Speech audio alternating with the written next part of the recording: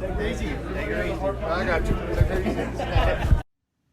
All right, creatures of the night. Welcome back to another unboxing here on the Talking Taker YouTube channel. Digging up the dead man. Got a couple of new fresh figures that are on the shelf.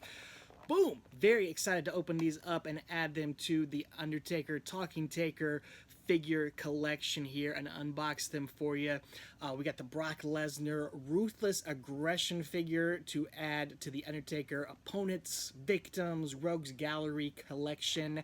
And then we've got the highly anticipated, probably the figure I've been waiting for the most all year, the Undertaker WWE Superstars collection figure.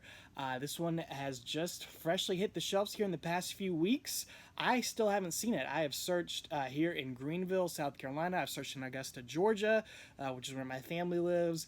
But thankfully, friend of the show, Randy Turco, the biggest Talking Taker fan out there, he was able to snag a whole shelf full of these for myself and Steven Zeman of the Collecting Dead Man podcast. I think he got him approximately 17 of these figures or something like that, a whole case full of them.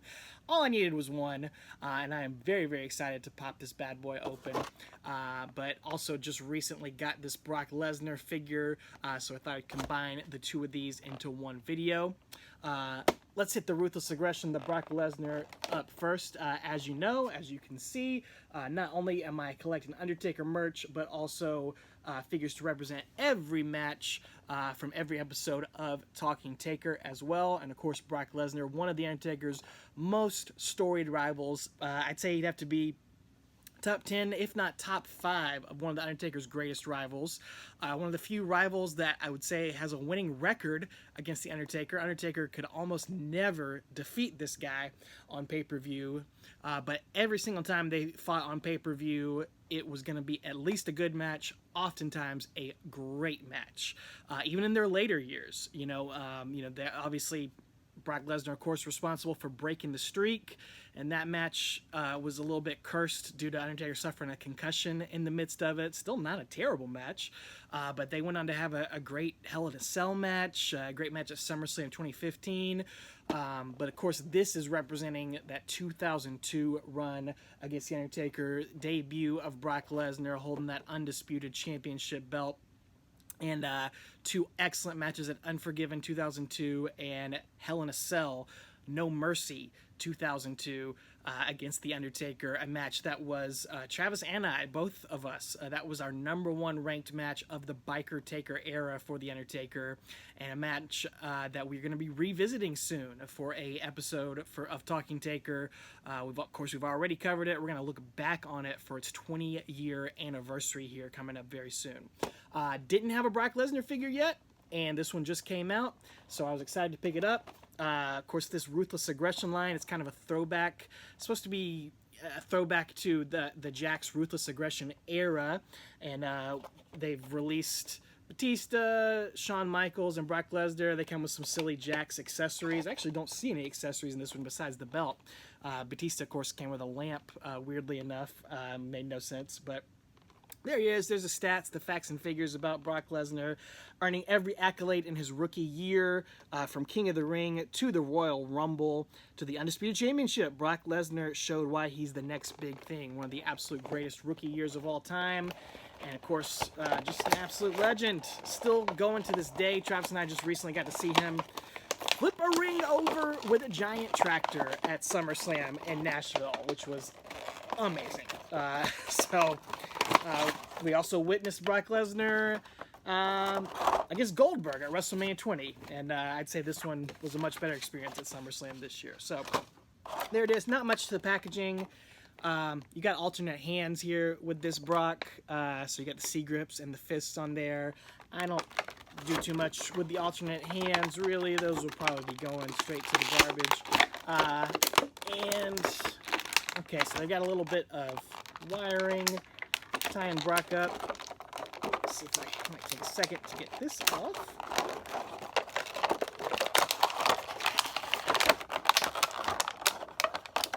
There we go. Didn't have to cut it, but we got Brock Lesnar here. That first run really could represent 2002 to 2004 in your collection here. It is an elite style figure, so you've got lots of articulation on there. And, look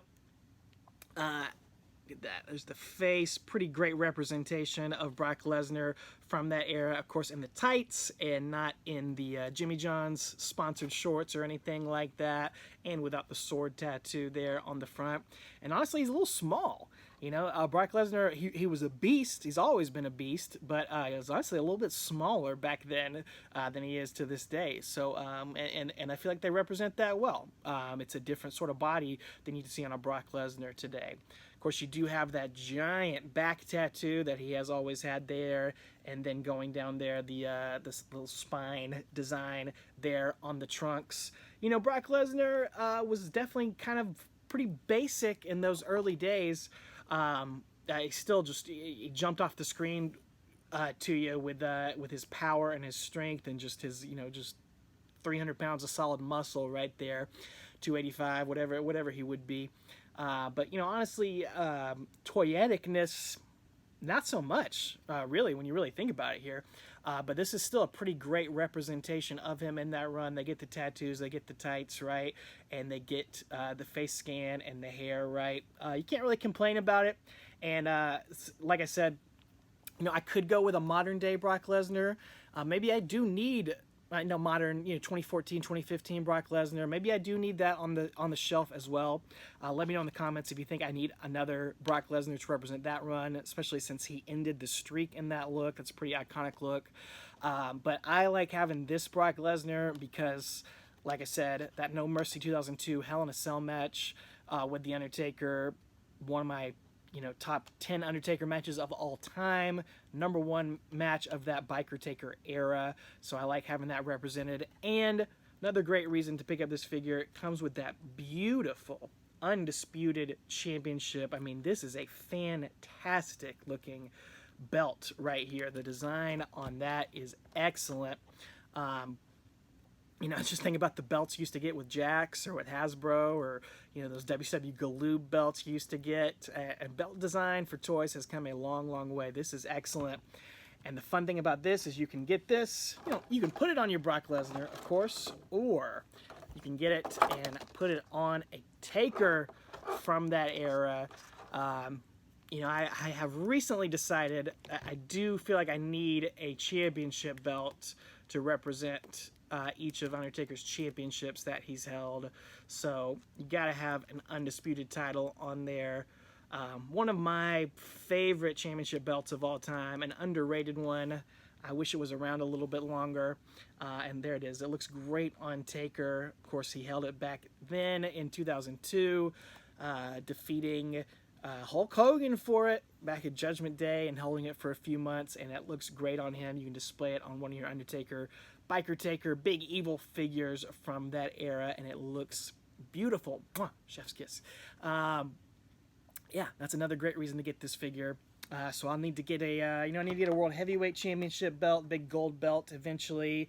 I'll need to get a hardcore title, some tag team titles there to put on the Undertaker figures. I'm just trying to find more things to extend this journey of collecting Undertaker along, since I am, closing in on completing the opponent collection. I still got some big boys, some heavy hitters out there, and some strays that I need to get to. But we're getting there. We're getting closer and closer to completing that journey. A lot of ones, I pick up loose. I don't necessarily do unboxings for them if they're not going to be super fun. So I have been slowly adding to that collection, and it'll be there sooner rather than later. Of course, like I said, some heavy hitters that I'll have to put some pretty pennies down there for. But enough of that. Let's get to the main event right here, what you're probably all here for, the Undertaker WWE Superstars collection. This is Superstars Series 3, as it says there on the box.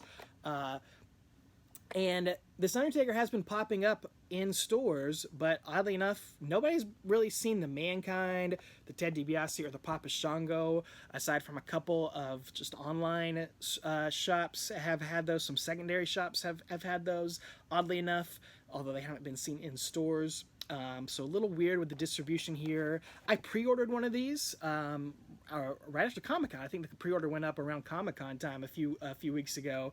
and it says it's supposed to be delivered in November, and here it is, you know, in the stores. Of course, like I said, Randy Turco out in Minnesota found a handful of these, and they have been popping up in random places, so I am grateful to get one. I dig this line. This is the first one I've owned, so I'm excited to check one out and see how it looks and how it feels outside the package, but I love the design on them. For me, I think they're even cooler than the retros, honestly. I love the amount of design that's put into the packaging here with the drawing on there and then the stuff on the back. I think these are beautiful mint on card figures, and I think I will probably, if my pre-order comes, I'll just keep that one and keep that one mint on card.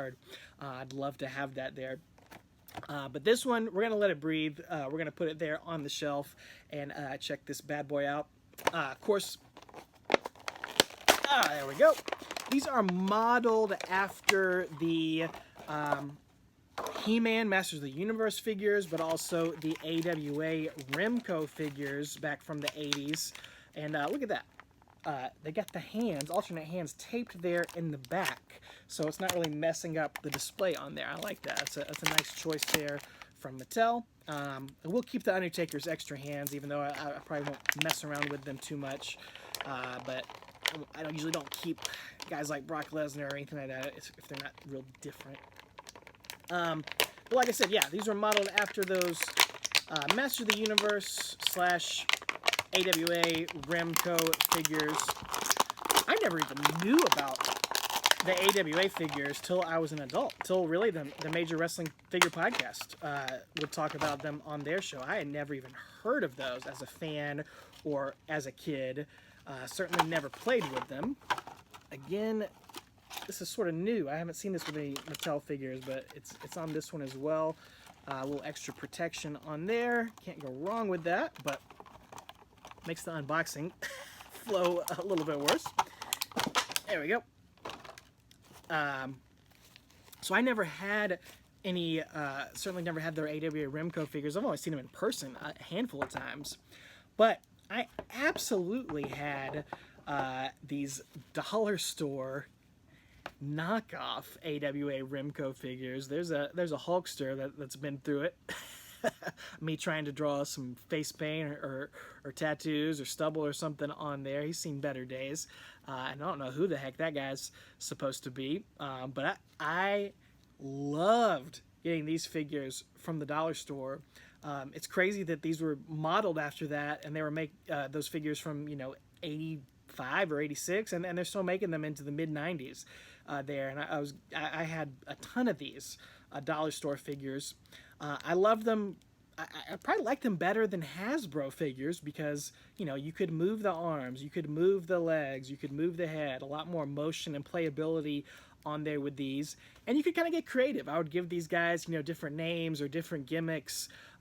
They all came with belts too, so you could never have enough belts back then. They were cheap, crappy looking belts, but you could use them for tag team belts or hardcore belts or something like that. I dug these figures, man. I still have a number of these little knockoff AWA Master of the Universe style figures. So that's why I am even extra pumped to get this Undertaker version of it.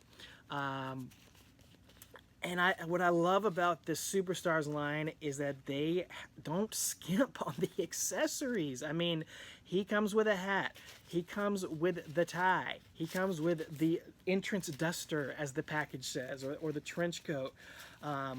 So that's, extra bonus. A lot of care, a lot of attention to detail, a lot of bang for your buck with these figures. They are $20, so they're costing the same as an Elite. So you're hoping you're getting the bang for the buck on them. But man, seeing this in person, I freaking love it already, man. You put the hat on there, lots of range of motion there in the shoulders. Obviously, a modernized version of this type of figure. You've got 10 more points of articulation here on this one there, and the wrist and hands, interchangeable hands, so you can pop this hand out and put the looks like the choke slam hand or something like that in there. Pretty neat. I won't do that right here, but I'll just put this one back in. I still have a hard time with interchangeable hands. I haven't perfected them yet. But great, you know, 1991, 92 likeness there for the Undertaker. I mean, pretty dang spot on there, especially with the hair, a little bit of a mullet look there on the hair. You got the stirrups there on the feet, little buttons and collar painted there on there. I mean, this is an awesome, awesome, awesome figure. I'll give it 3 awesomes right there. Just a great retro throwback. And we've talked on here, we've talked on this channel, I've talked on other podcasts, what more Undertakers can you do? How can you continue to produce Undertaker figures and make them unique? Well, I think this is the way to do it. Do it in different styles. You know, we've had a million early debut Gray Gloves Undertaker, but we haven't had one with this sort of style, and it just works, man. It works in this sort of retro look. It looks like this figure could have come out in 1991, and it feels like that. So this is, and honestly, this is what I always dreamed wrestling figures should have been like in 1991. Should have had a little more of this sort of motion, this sort of look, and it would have been so much cooler. So let's get the Hasbro out, compare them, compare the looks on there, same era. And almost twice the size of that Hasbro, and there you go, a few inch or 2 smaller than a regular 6-inch figure, so about a 4-inch figure here. The jacket, little, I don't know, not quite the right material, I would say, a little flimsy on the material. That would be my only complaint on there, but really no complaints here. I mean, this is just a really, really cool addition to any Undertaker figure collection. It's got me tempted and wanting to kind of be a completist on this set, because I think these figures are so cool, so well done, such great attention to detail put into them again. So 5 stars here for me on this one, and can't complain against the Brock Lesnar either. 2 great additions to the Talking Taker collection here. Let me know what you think out there. Creatures of the Night, Pod Street Crew, PSK. Let me know if you've picked up these, what your review is on there. Let me know what you'd like to see more of here on the Talking Taker channel. Like I said, be looking out for the Brock Lesnar Undertaker No Mercy 2002 20-year anniversary retrospective coming to the Talking Taker channel here on YouTube and wherever you listen to podcasts. Go ahead and subscribe to us. Subscribe to this channel for more of this great content. Hopefully it's great. Hopefully you like it. And until then, take her easy.